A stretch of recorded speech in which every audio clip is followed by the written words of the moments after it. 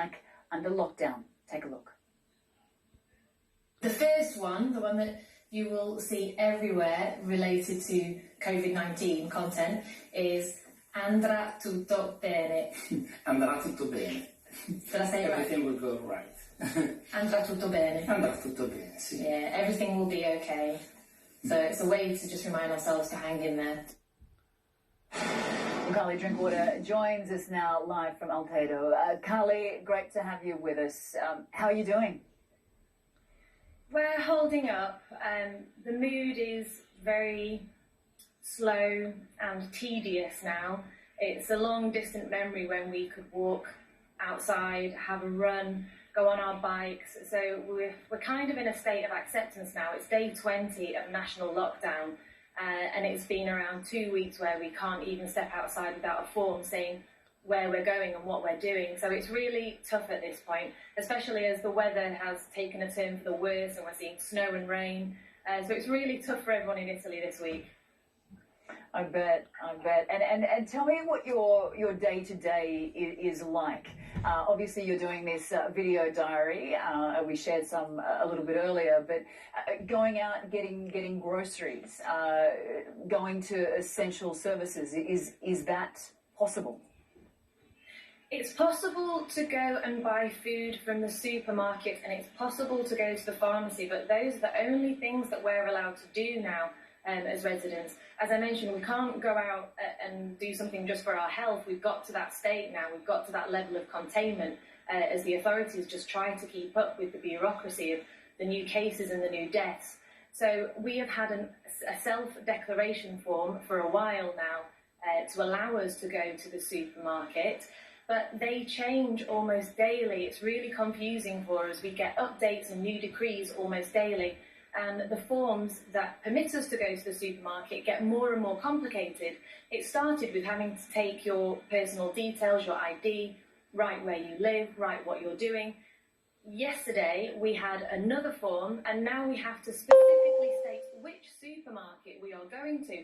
Because if you get checked by the police, they will see where you are at that point. And if you're on a road that doesn't make sense for that route to the supermarket, you will be checked and you could be fined. We now have fines of up to €4,000 if we do something that does not comply with the national decrees. Right, that is a hefty fine, but obviously it needs to be in place for people to take it seriously. Are Italians abiding by these rules, by this lockdown? I would say the majority of us are. We live in a very small place. And I finally went to the supermarket yesterday after an entire week of quarantine, being in the house, not even being able to step outside. And when I walked to the supermarket yesterday, I didn't see anybody. It was just completely empty. The church bells were chiming to an empty piazza. There was absolutely nothing and nobody. But there are clearly a small amount, a handful of people who are not following these directions because there are still fines for people violating the decree, which is why we've got to this level of containment and confinement. We started the lockdown with a basic amount of liberty. We could go for a walk or a run, but that has since got harder and harder. And I think it's because there are a few people, just a very small amount, that are making it really difficult for the entire nation. And we are in this situation now because of that.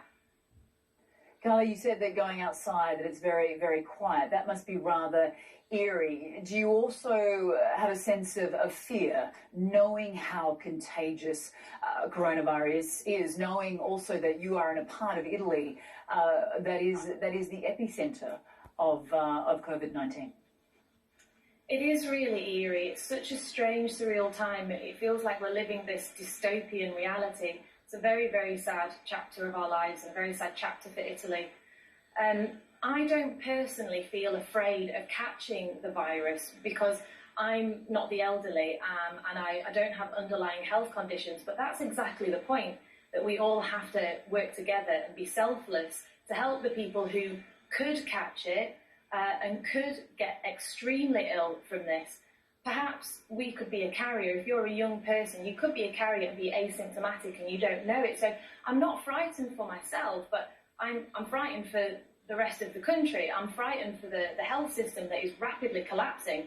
lots of hospitals cannot cope with the amount of new cases, and there are plenty of hospitals that run out of ICU beds, and doctors are dying as well. There are people putting their lives on the line for this.